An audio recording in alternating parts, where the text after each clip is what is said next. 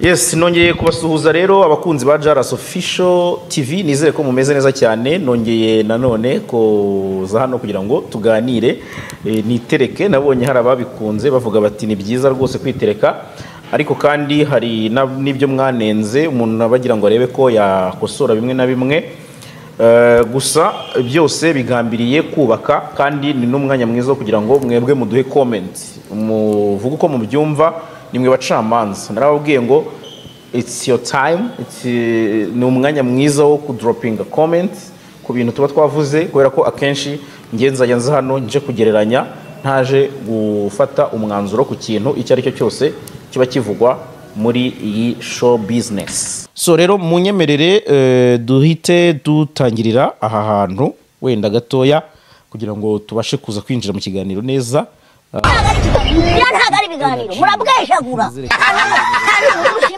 Ngira ngo muri kumwumva rero nshuti yanjye, naje gusanga nta muntu kwanga ahubwo urashonje. muri kumva ariko icyo nshaka kugarukaho cyo ni caption n'ubundi ya Yago Pondat, nawe wamaze kugira icyo atangaza avuga ati kakajwe ati big energy, ati uwo ngo ni giti atangiye kumanika gati yicaye ariko azakamanura ahagaze. Big energy team, igihe ni iki muhaguruke.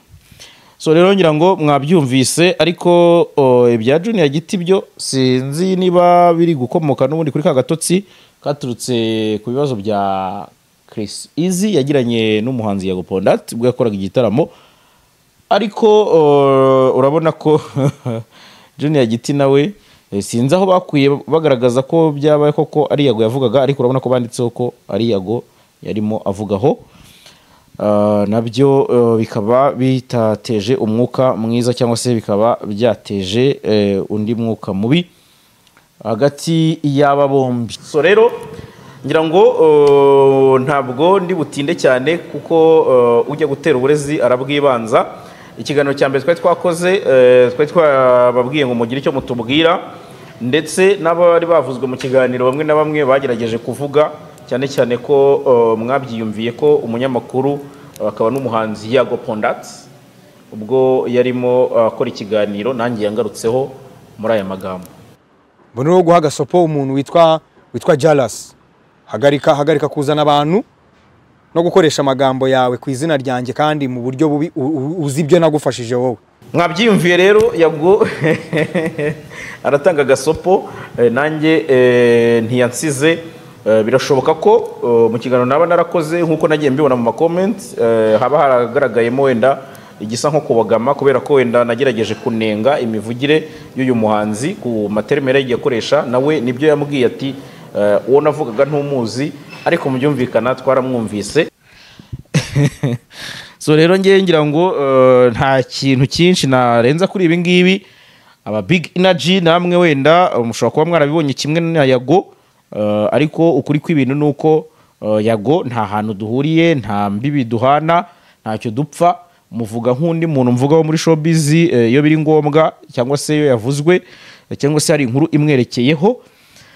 Iki ngiki cyo yashorezeho cyo kumfasha cyo, ababizi baze kunyibutsa bavuga bati Yago yagufashije muri ibi cyangwa biriya, naho ngewe nshobora kuba nabyibagiwe, gusa anahamya ko bishobora kuba ntabyo rwose, kuko kariyeri zacu nta hantu zihuriye. Mu rugendo rwanjye urwa Yago nta hantu twigeze duhurira navuga ngo wenda ngo twabanye hatuma hazamo iyo ngingo, ariko mushobora no kuba muvuga muti wibagije uno munsi cyangwa se cya gihe.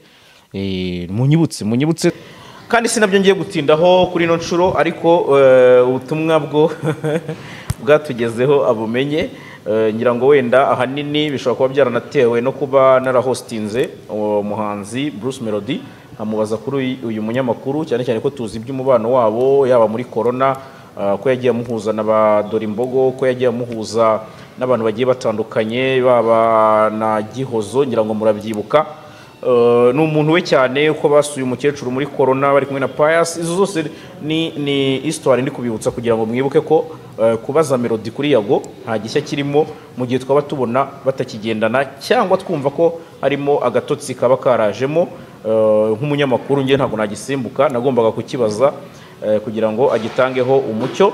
Ubwo niba ari nacyo gishobora kuba cyarababaje umuvandimwe, nekereza ko nawe ari professional, arabizi kandi iyi ngiyi ni showbiz tuba dukora. Nubwo tuba tunyuzamo tukavuga tuti ntabwo ari byiza kuvuga ku bantu, ariko mujye mumenya ko nanone showbiz imyubakire yayo yubakitse ko umusitari niwe ugomba kuvugwa kugira ngo nyine showbiz ikomeze.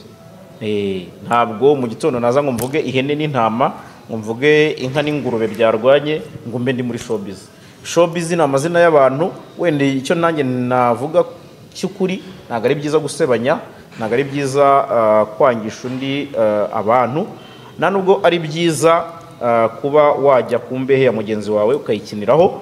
So rero twubahane muri iyi game. So rero nyirango murabyibuka ko ubushize nari naje ndi kugira ngo mbabaze uko mubyumva kuri izo beef twavugaga, ariko uyu munsi nabwo ntabwo ndi bugende ntababajije kugira ngo mugire icyo muvuga kubiba bivugwa. Ariko mbere yuko ngenda reka mbanze mbumvisha aka kantu. Ririya jisho rya Sky tuba rikuyemo, urumva na Irene ari mu bantu babyungukiramo. Hanyumvira ndayarya amahita bari muzanira se ndayarya ntabwo ryazongera gupiyora cyangwa kureba ibitarireba. None kuko iyo birebye abivugira kwa Irene ugasanga bimuteranyije n'abantu nka ba Badorama. Urumva ikibazo byamurinda. Ntabwo Sky tuzongera kureba ibya bajori batajya muri campaign ibya ba Beni. Ibyo rero nta kibazo bifite. Baba Vixen. Oya. Ibyo rero iyo bintu narwaye buri ibintu bituma Badorama atakugira gute atakwibasira. Se mu bibazo Irene buriya kwibasira na Badorama birimo. Ntacyo mfite. Rero cyabadira amabazo mfite nta kirimo pe. Nta kintu bitwaye. nta kintu kirimo. Ariko kandi avuga ko arababara cyane. Ngira ngo rero mwabyiyumviye uyu munsi ni naho tugiye kujya cyane. Ahangaha umunyamakuru cyangwa se abanyamakuru Phil Peter ndetse na M Irene bari mu kiganiro The Choice Live bagaruka ku mugwizatunga akaba n'umushoramari muri muzika Mupenda Ramazan wise Badrama cyangwa se The Don. Ahangaha bari bamugarutseho ariko mu buryo bwo gutebya niba ariko nabivuga. Gusa Badrama we siko yabyakiriye cyangwa se n'abakunzi ba Badrama, ahubwo ndagira ngo muze kumva ibyo Badrama yatangaje, muze kugereranya mwumve nibyo aba bavandimwe bavuze muri kino kiganiro. Ndabita abavandimwe ko twarabanye n'abanyamakuru bagenzi banjye kugira ngo tugendane nabo. Ibyo bari bavuze niba harimo kurengera mucimaka muvuge muti nyaboneka namwe muba mwakabije cyangwa se Badrama nawe warushijeho kurakara cyane uzamura umujinya. Ariko byose biberaho game kugira ngo aba bantu babashe kuba babana amahoro. Hari igitekerezo cyiza nakunze Phil Peter yatanze kuri iyi post ya Badrama, nacyo turaba tukigarukaho. Ariko mbere ya byose reka mbanze mbere na mbere mbasomere iyi post ya Badrama aka The Don. Ahangaha yagarukaga ku gahinda ke, ni agahinda ke niko nabivuga. Munyemerere tugendane akantu ukandi. Muri kubibona ko ya postinze akavuga ati wow, ndumiwe koko, naha bigeze niho media yacu igeze. Umva baca umugani ngo kudakubita imbwa byorora imisega.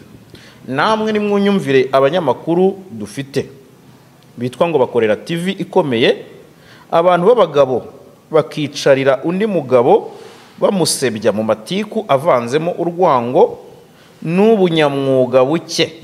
Nyamara abantu benshi barabivuga, bamwe bakanabizira, bavuga ko abanyamakuru bacu benshi ari amadebe bafite ubujiji mu kazi bakora ntitubyumve. Mbabarira nawe wumve nk'aba ngaba ubwo ni baba nimwumvise agira ati mbabarira wumve nk'aba ngaba umbwire ibi niba ari amakuru ibi byose biva ku mugabo M Irene. Badrama nawe yikomye umunyamakuru M Irene, ngira ngo mwabyumvise muri iyi post.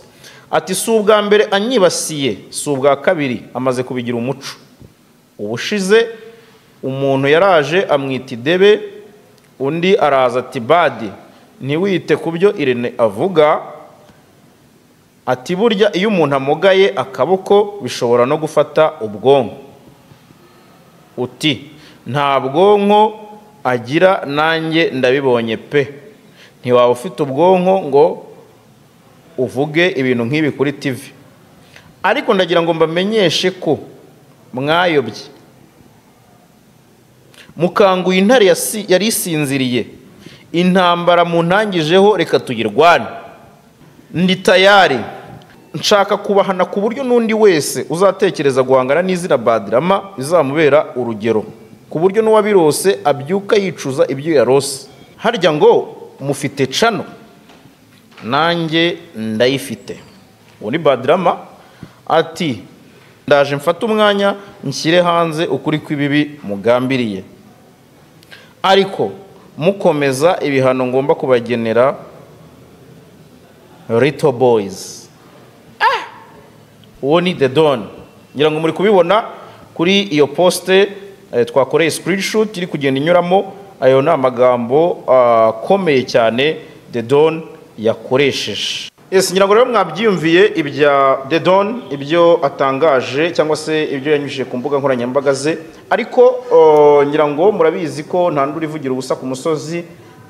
Wenda kwikoma M Irene, ntekereza ko bishobora kuba byaraturutse kuri Icara Wige ya Skaitu ubwo yagaruka kuri Badrama muri ano magambo. Ubwo nanjye babarancyuhije, ubwo nanjye rero namaze guterekamo agacupa bandagurutse njya kukurura Badi, ndamwati ngo ibintu bibasobanurire. So rero ngira ngo nawe muramwumvise Skaitu icyo yari yavuze. Skaitu ukunze kubikora wenda mu buryo bw'urwenya, n'abavandimwe nabo ndabita abavandimwe kuko ari abantu twabanye twakoranye umunsi ku munsi, ndetse duhuriye no mu mwuga. Bashobora kuba nabo barabikoze batebya, ariko mu by'ukuri Badrama ntabyakire nko gutebya.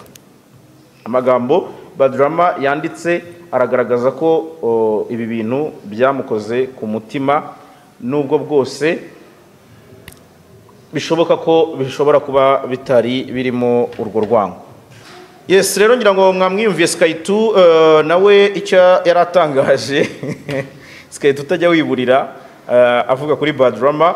Ibi ngibi bishobora kuba byarababaje Badrama, ndetse ubwo bamugarukagaho mu kiganiro The Choice, kuko urabona ko hano nta kintu gikomeye bamuvuzeho, ariko urabona amagambo yanditse yuzuyemo agahinda n'akababaro n'umujinya, arimo kwikoma umunyamakuru M Irene. Bigaragara ko M Irene we bisa nkaho harimo agatotsi gakomeje. Aravuga ati si ubwa mbere anyibasiye, si ubwa kabiri, amaze kubigira umuco.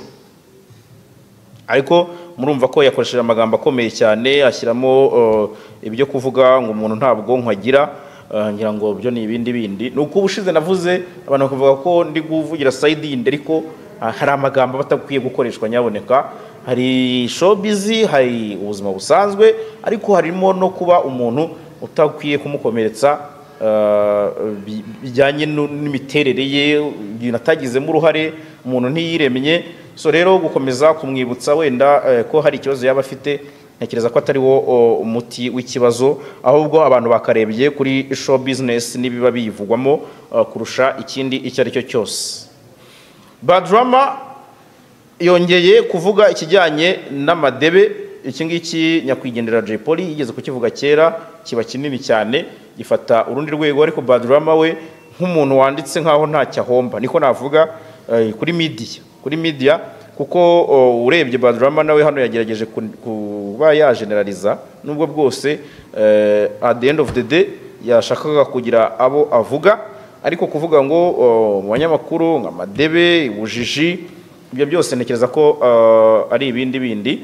Gusa mwebwe nimwe mufite ijambo, drop your comment muvuge muti mu bigaragara aba bahungu cyangwa se aba bajene biyenje kuri Badrama, mu bigaragara Badrama nawe yarakajwe n'ubusa cyangwa se ari mukuri. Mwebwe nimwe mufite kuvugira icyo muvuga mukurikije uko muba mubona game ibiba bijya mbere, ibivugwa, ibihari byose muri rusange. Nkaho ibi bidahagije rero, Badrama n'ubundi yakomeje kwimara agahinda abinyujije ku mbuga nkoranyambaga ze mu magambo atyaye akarishye kandi akakaye yuzuyemo umujinya. Yanditse ati guys, reka ibi bintu tubishyire mu bikorwa. Twanze agasuzuguro k'ingirwa abagabo zamunzwe n'amatiku, ubugome, gusenya business z'abantu no kwangiza amazina batagizemo uruhare. Twaricaye tubarekera ibyo mukora kugira ngo bibatunge, suko byatunaniye kubikora kandi tudasabye akazi. Ahubwo dushinze ibigo bitanga n'akazi kuba bishoboye, apana mwebwe mugambiriye gusenya. Kuba mwarakuze nabi ntimugomba kubiduhora. Twe tutazi kwigereranya, kwiyemera no gusebanya. Badrama TV ije gutanga akazi kuba bishoboye, urubyiruko rwiyumvamo gukora itangazamakuru, mutugane tubafashe kubigeraho, ndetse tuzanafasha ababishoboye gushinga ibinyamakuru byabo, cyane cyane ibikorera kuri YouTube. Banambwiye ko utu tugabo twambura tunabeshya abakozi badukorera ku macano, abo nibaze tubaha akazi bave mu matiku yabo bareze. By'umwihariko mubwire M utuzuye umubiri no mu bwonko ko Badrama amaze 20 years ntasaba akazi. Ibyo nkora birantunze nikorera, nyamara Zakayo wanyu aracyatera iperu ku Isibo TV asaba akazi, birukana imbwa bayigarura. Nta mugabo usubira ku birutsi yarutse, so ntukigereranye nanjye cyangwa ungirira imbabazi. Banza ubashe kwikura mu mubare w'abasaba akazi, uzabaze kuva KGL to USA hose ndikorera nkanahemba abakozi mu gihe wowe ugisaba akazi. Nabonye muri comment zanjye Big Energy ni bamwe mu barambiwe agatsiko k'abashumba bigize abanyamakuru.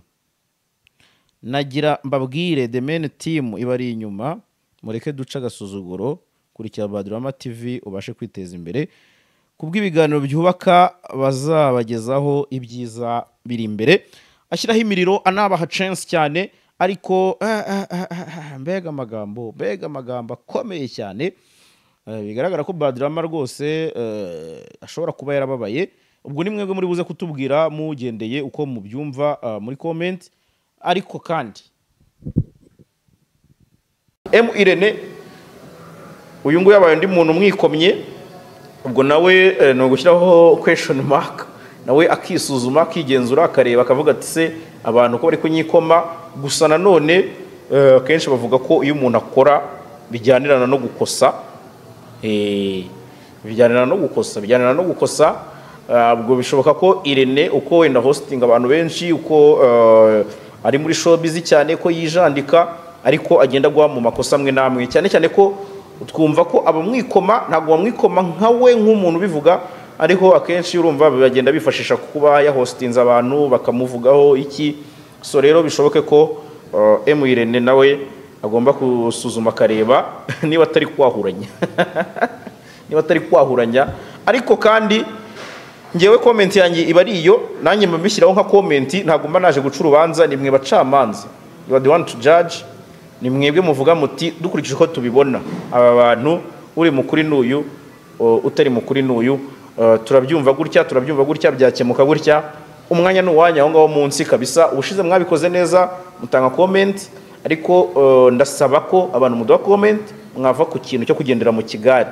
Gutanga comment gusa nk'umufana uvuga utukana ntago ari wo muti, ariko mubaye mutanga comment zubaka, nekereza ko ari icyo ziba ziri bushyireho kuri runo ruganda rwacu rw'imyidagaduro, by'umwihariko kubiba bivugwa yaba izo nzangano n'amashyari n'amatiku bya hato na hato. Nkunze kubona abantu bavuga bati nkunda amatiku, hari n'abavuga bati amatiku ya showbiz twarayabuze, ariko mu by'ukuri ntabwo byakabaye byitwa amatiku, yakabaye ari amakuru afatika afite icyo yubaka, icyo afasha abantu kugira ngo iyi game yacu nayo irusheho gutera imbere. So rero turi gusoza ariko ntitwabura guha felicitation Rusine Patrick rwose wamaze kwibikaho ikizungerezi cye.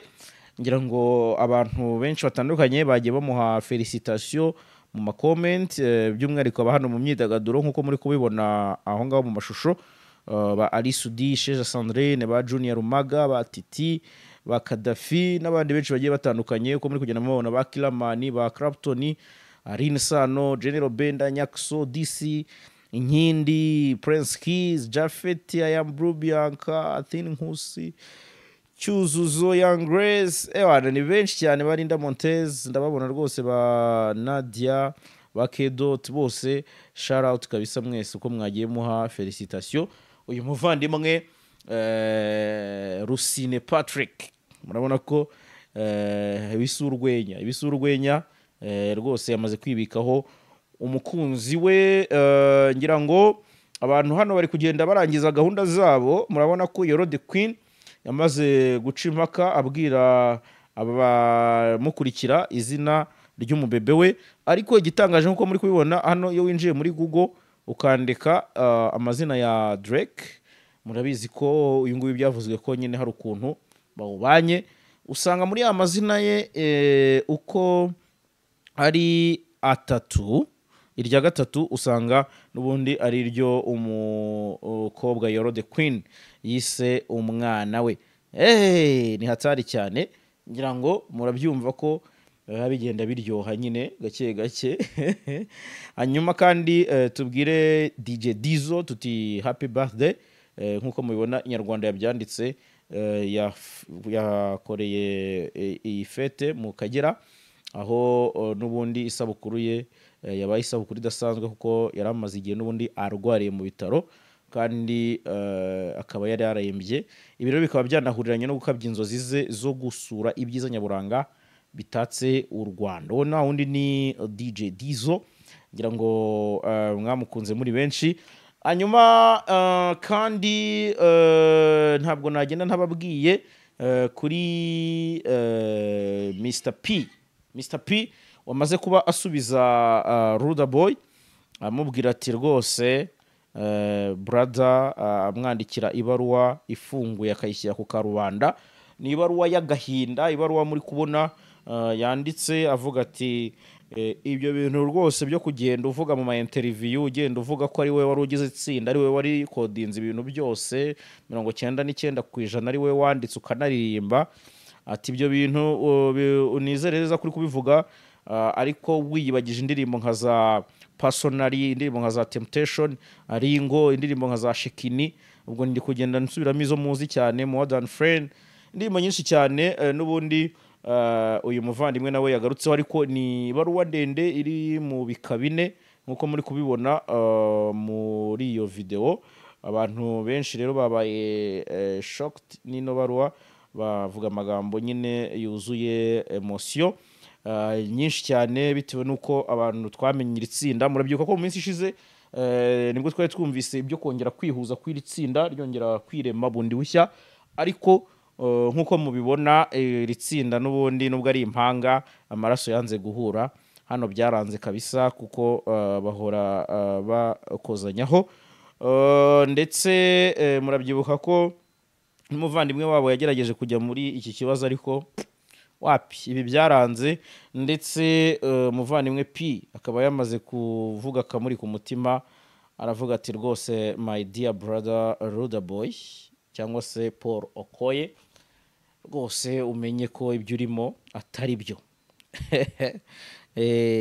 Uwo ngo nta wundi ni Mr P cyangwa se Peter P Square.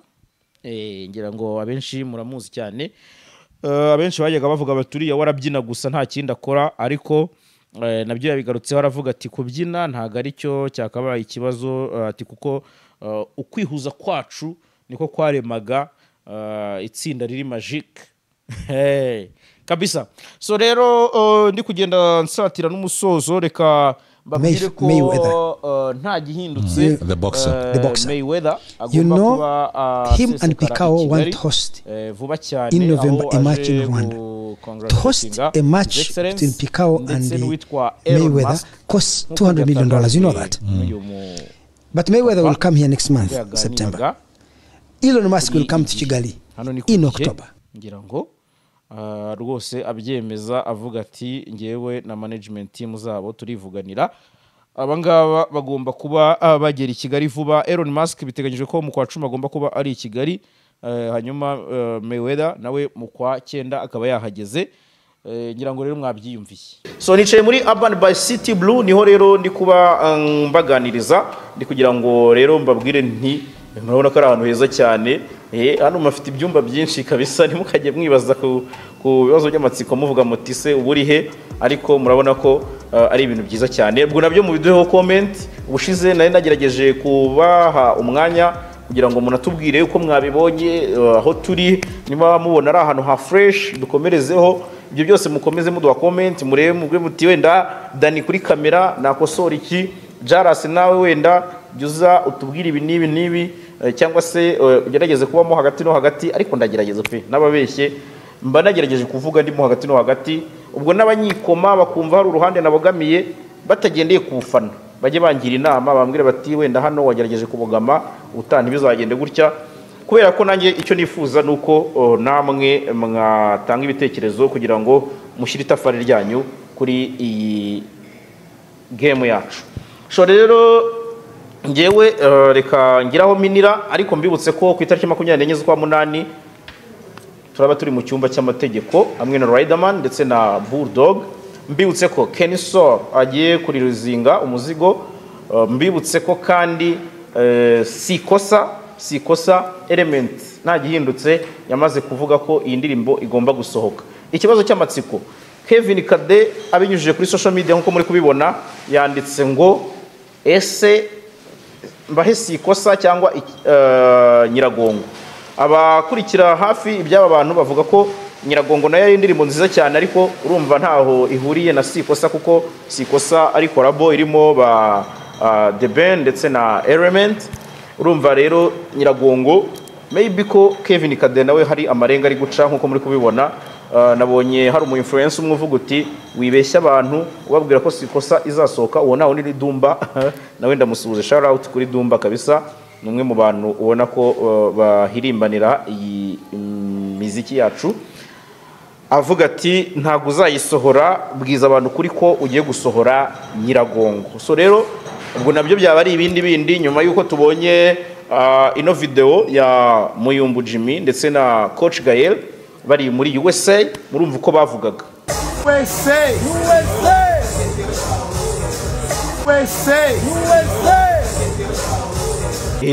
murumva ko bari banezerewe bari muri USA.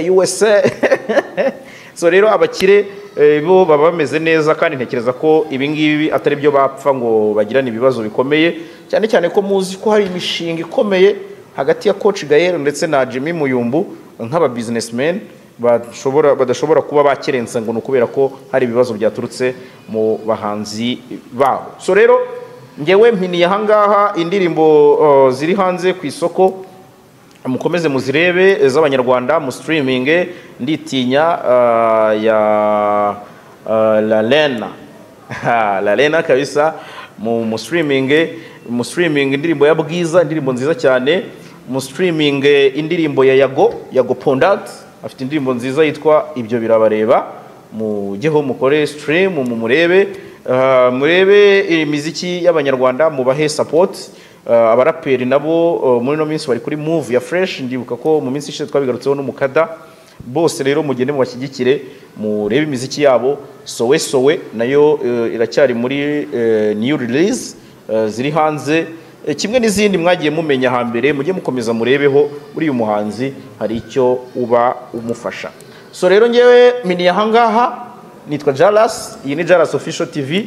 Kora subscribe, kora like, kora share, kora na comment, ubundi tubane 5 kuri 5.